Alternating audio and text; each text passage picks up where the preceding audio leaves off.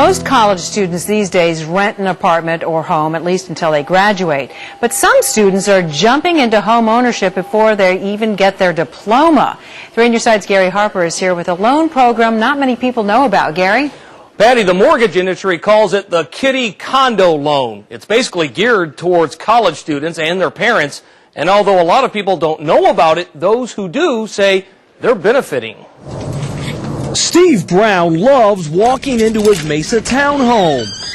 And he should. He owns it. It's pretty exciting. I mean, it's a pretty good feeling to say that, you know, I can come home to my own place, especially after a long day of work. It kind of makes you feel like when you work, you get what you pay for, you know. Steve is 20 years old and a college student, yet through a special program called the Kiddie Condo loan, he was able to actually buy his own townhome. And they're going to pay monthly somewhere, so they might as well own the home. Dean Wegner is a loan officer here in Phoenix and specializes in Kiddie Condo loans. There's no job necessary for the student. There's no credit necessary, no bank accounts, nothing. It's completely the parents completely make the loan, and the student is the primary occupant and owns the property.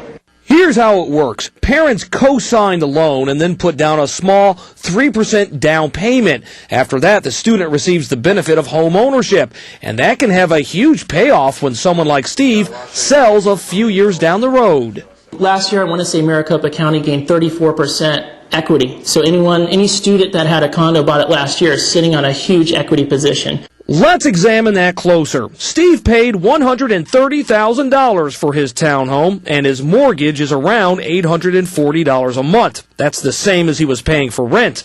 But unlike rent, after 4 years of mortgage payments, he will owe $120,000. Then, if he sells his townhome for, say, $180,000 based on the average real estate appreciation, he will have earned $60,000, the perfect graduation present.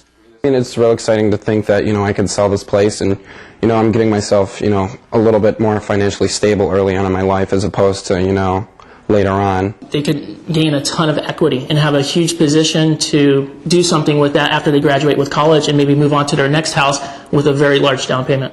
And that's exactly what Steve intends to do. I would definitely recommend it. I mean, I haven't seen any bad out of it yet, so.